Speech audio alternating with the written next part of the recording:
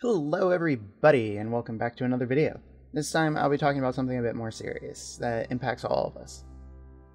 We're going to be talking about burnout. Disclaimer, I'm not a mental health professional. I know, shocking, but it's true.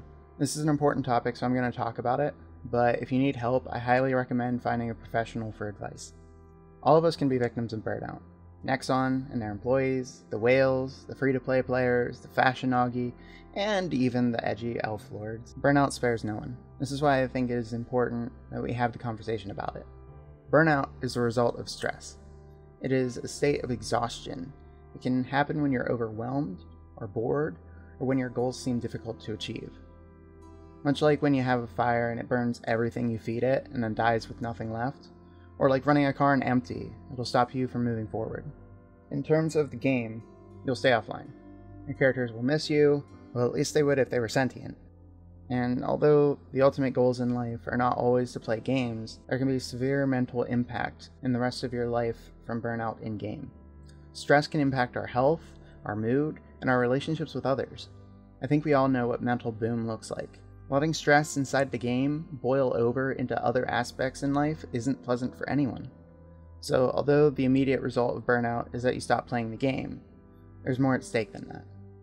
Wanting to prevent burnout and knowing how to are two different things. So how do we prevent burnout? Some ways to prevent burnout are to identify the sources of stress and reduce them, or to find a motivation for the things that you do. For myself, I know I struggle with finding motivation to do things I know I want to do.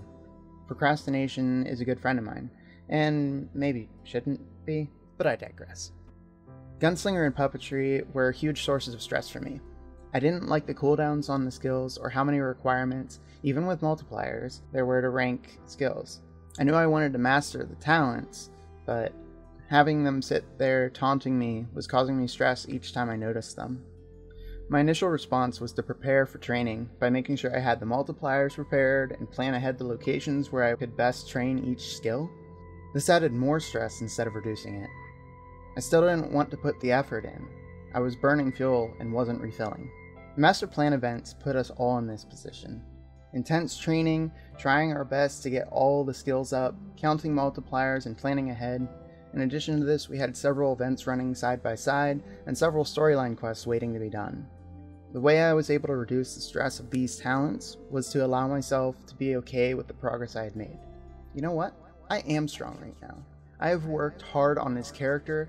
I do not need to rank these skills to feel complete. I do not need to rank these skills unless I want to rank them. Taking ownership of the choice is empowering.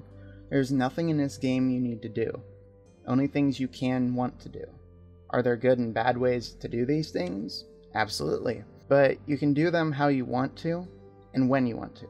Playing a game should be primarily about having fun first, and everything else second. Progress comes second to fun. Sometimes they can be the same thing, but that's not always the case.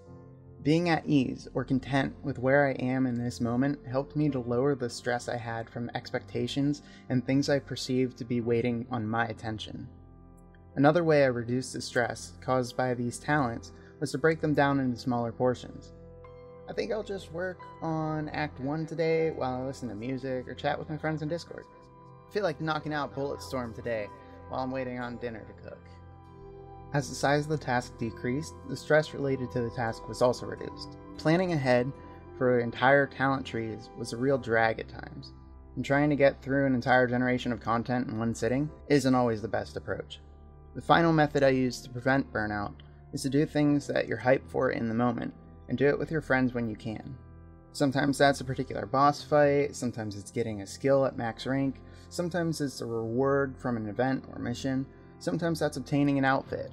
There are any number of things in this game that you can be motivated to achieve.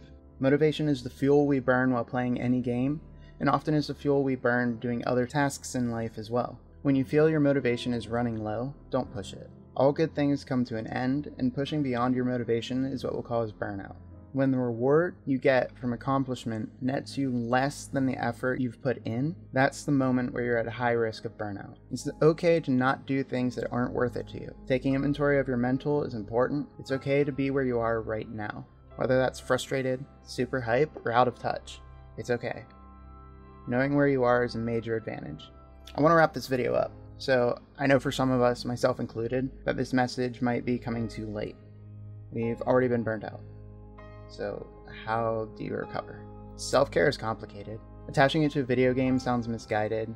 I think the only real answer to recovering from burnout is to spend time on yourself. I'm going to say something here that'll sound a bit silly, but Bun Daddy has some pretty solid TikTok videos on the topic of making space for yourself to unwind and ritualizing things you do to take care of yourself. If you're not on TikTok, you're really not missing out. It's a never-ending pit of mind-numbing entertainment. The gist of it is, make taking care of yourself something special. Make an event of it. Do something special for yourself once in a while. It's a good thing to be you, and you should enjoy that, regardless of everything else going on in the game, in the world, whatever. For some people, playing video games is the method that they use to relieve stress from their everyday life. Sometimes recovering from burnout is as easy as playing a different game for a while.